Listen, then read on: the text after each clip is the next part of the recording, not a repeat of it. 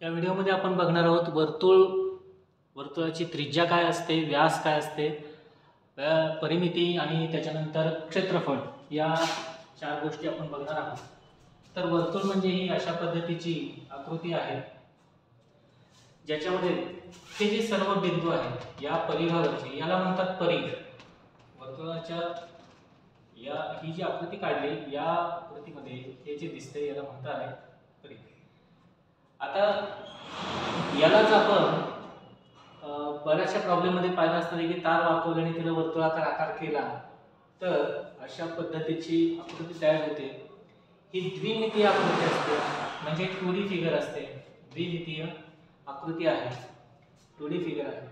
याच्यामध्ये हा जो आहे पॉइंट, हा O पॉइंट सेंटर याला म्हणतात. या O ला सेंटर किंवा केंद्र असं म्हणतात. ठीक आहे. तर त्याच्यामध्ये याच्यातल्या ह्या चार गोष्टी आपण म्हणू: त्रिज्या, व्यास आणि परिमिती, क्षेत्रफळ. पहिल्यांदा त्रिज्या म्हणजे काय समजून घेऊया. O या केंद्रापासून या परिघावरचा प्रत्येक बिंदू हा समान अंतरावर असतो. याच्यात लाखो बिंदू आहेत, करोडो बिंदू आहेत, असंख्य बिंदू आहेत असं म्हटलं तरी चालेल. मग हे जे परिघावरचे सगळे बिंदू आहेत हे या O या बिंदूपासून सर्व समान अंतरावरती. म्हणजे हा बिंदू इथून इथपर्यंत समान अंतर आहे, हा बिंदू इथून इथपर्यंत समान अंतर आहे, इकडचा बिंदू इथून इथपर्यंत समान अंतर आहे. मग हे जे अंतर आहे यालाच आपण त्रिज्या असं म्हणतो आणि याला डिनोट करतोय R ने. तर इथं R म्हणजे त्रिज्या, ज्याला आपण इंग्रजीमध्ये रेडियस असं म्हणतो आणि त्याचं इंडिकेशन आहे R. आता हीच त्रिज्या जर दुसऱ्या बाजूला आपण तेवढेच एक्सटेंड केली अगदी सरळ तर ही जी संपूर्ण रेष तयार होते इथून इथपर्यंत. समजा याला नाव दिलं A आणि हे नाव दिलं B, तर याला म्हणतात व्यास, जे की दाखवतात D ने. याला म्हणतात डायमीटर किंवा व्यास. आता याच्यावरून असं लक्षात येईल की केंद्रकापासून हा A बिंदू पण तेवढ्याच अंतरावरती आहे आणि B बिंदू सुद्धा तेवढ्याच अंतरावरती आणि टोटल ही जे AB डिस्टन्स आहे हे म्हणजे व्यास आहे. AB म्हणजे व्यास आहे. AB म्हणजे व्यास आहे आणि OB किंवा OA हे म्हणजे रेडियस आहे. रेडियस किंवा त्रिज्या आहे. OA किंवा OB हे त्रिज्या. तर मला वाटतं त्रिज्या आणि व्यास म्हणजे काय हे समजलं असतं.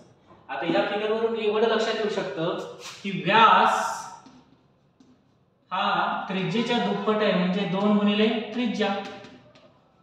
2 गुणिले त्रिज्या यालाच आपण असं लिहू शकतो D = 2R.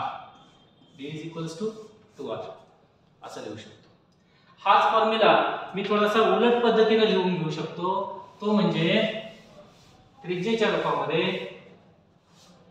तर त्रिज्या बरोबर यालाच असं म्हणू शकतो त्रिज्या ही व्यासाच्या निम्मी असते. त्रिज्या ही व्यासाच्या निम्मी असते म्हणजे त्रिज्या बरोबर व्यास भागिले 2 असं म्हणू शकतो. So radius = D/2. हा दुसरा फॉर्म्युला तयार आहे. म्हणजे याच्यावरून आपण त्रिज्या आणि व्यास या दोन सूत्रांवरून आपण काढू शकतो. पुढे आपण एखादं उदाहरण सुद्धा घेऊया आणि मग लक्षात येईल. ठीक आहे. तर व्यास बरोबर 2 गुणिले त्रिज्या म्हणजे D = 2R आणि त्रिज्या बरोबर व्यास भागिले 2. आता वर्तुळाची परिमिती म्हणा किंवा वर्तुळाचा परिघ म्हणा, याला आपण जसं आयताची परिमिती म्हणतो तसं वर्तुळाची परिमिती. आता वर्तुळाच्या बाबतीमध्ये एक वेगळा शब्द वापरला जातो. वर्तुळाची परिमिती असं फारसं न बोलता त्यालाच आपण सरळ म्हणतो की परिघ आणि याला इंग्रजीमध्ये म्हणतात सर्कम्फरन्स. सर्कम्फरन्स. तर याचं सूत्र आहे वर्तुळाची परिमिती किंवा परिघाचं सूत्र आहे वर्तुळाचा परिघ बरोबर किंवा याला आपण कॅपिटल C म्हणू. याचं सूत्र आहे 2πr. C = 2π. परिघ बरोबर 2πr. म्हणजे हे आहे. हे वाला अंतर जे आहे याला म्हणतात परिघ. हे पूर्ण अंतर आहे परिघ. इथून A पासून पूर्ण असं फिरून दिला इथपर्यंत. हा झाला परिघ 2π. ज्याच्यामध्ये पाय ची किंमत या सिम्बॉलची किंमत आपण 22/7 किंवा 3.14 अशी मानतो. ठीक आहे. गणित सोडवल्यानंतर आपल्या लक्षात येईल कशा पद्धतीने हे वापरायचं. तर वर्तुळाच्या परिघाचं हे सूत्र आहे, परिघ बरोबर किंवा वर्तुळाची परिमिती बरोबर किंवा सर्कम्फरन्स इज इक्वल्स टू 2 पाय r म्हणजे 2 पाय r. इथं r म्हणजे त्रिज्या घ्यायची. ठीक आहे. याच्यानंतर वर्तुळाचं क्षेत्रफळ, याचं सूत्र कसं आहे तर बघा, वर्तुळाचं क्षेत्रफळ बरोबर वर्तुळाचे क्षेत्रफळ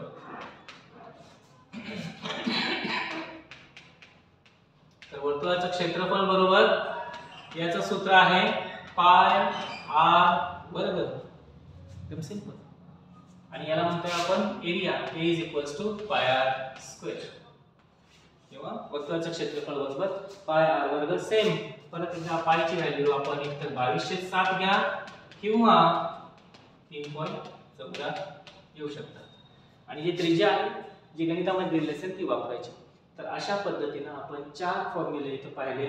वर्तुळाची त्रिज्या कशी काढायची, वर्तुळाचा व्यास कसा काढायचा, वर्तुळाची परिमिती कशी काढायची आणि वर्तुळाचं क्षेत्रफळ कसं काढायचं. आता एक गणित मी त्रिज्या घेऊन या सगळ्या बाकीच्या गोष्टी काढून दाखवतो. त्याच्यानंतर एक गोष्ट व्यास, म्हणजे याच्यामध्ये फरक होऊ शकतो. काही फक्त व्हेरिएबल्स चेंज करतील आणि गणित मात्र तेच ठेवणार आहे. तर पहिले गणित बघा म्हणजे तुमच्या लक्षात येईल की त्रिज्या, जर बघा प्रश्न असा येऊ शकतो, समजून घेण्यासाठीचा हा प्रश्न आहे. जर वर्तुळाची त्रिज्या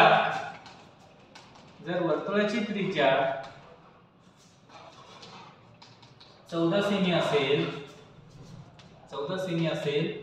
तर त्याचा व्यास, परिघ आणि क्षेत्रफळ काढा. परिघ आणि क्षेत्रफळ काढा. अशा पद्धतीचा जर प्रश्न घेतला तर आता इथं त्रिज्या आहे म्हणजेच घेतलेला आहे. त्रिज्या म्हणजेच झालं r म्हणजेच झालं 14 सेंटीमीटर. आता हे माहिती आहे आपल्याला मागासच्या फॉर्म्युल्यानुसार व्यास बरोबर 2 गुणिले त्रिज्या असतो म्हणजेच 2r असतो. तर 2 गुणिले त्रिज्या म्हणजेच व्यास झाला 2 गुणिले 14 म्हणजे झाले 28 सेंटीमीटर. तर व्यास झाला 28 सेंटीमीटर. आता परिघ काढायचा आहे. तर वर्तुळाचा परिघ असा असतो 2 पाय r आणि पायची किंमत आपण ठेवत असतो 22/7. तर हे 2 आहे तसंच पायची किंमत 22/7 आणि r आहे 14. r म्हणजेच त्रिज्या.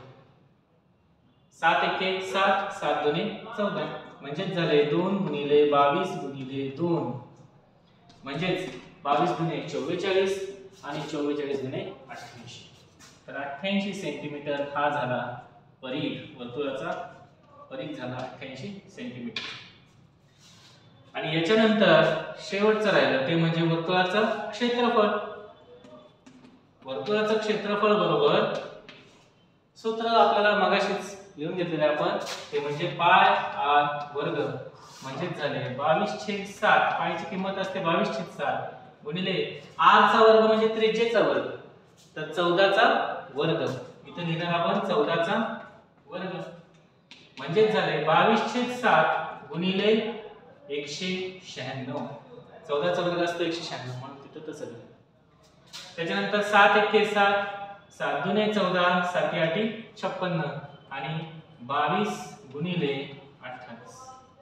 28 दुने 56, 5 हातचा 28 दुने 56 आणि 5 63 म्हणजे 636 सेंटीमीटर स्क्वेअर हा झाला वर्तुळाचा एरिया किंवा क्षेत्रफळ. 636 सेंटीमीटर वर्ग हे झालं क्षेत्रफळ. अशा पद्धतीने आपण वर्तुळाच्या त्रिज्येवरून त्याचा व्यास काढून घेतला 2 गुणिले त्रिज्येचं सूत्र वापरून. त्याच्यानंतर 2 पाय r म्हणजेच परिघाचं सूत्र वापरून परिघ काढला आणि क्षेत्रफळाचं सूत्र म्हणजे पाय r वर्ग याच्यानुसार क्षेत्रफळ काढलं. ह्या वर्तुळाच्या संदर्भातल्या अगदी बेसिक गोष्टी या व्हिडिओमध्ये मी समजावून सांगितलेल्या आहेत. ठीक आहे, प्रॅक्टिस करा.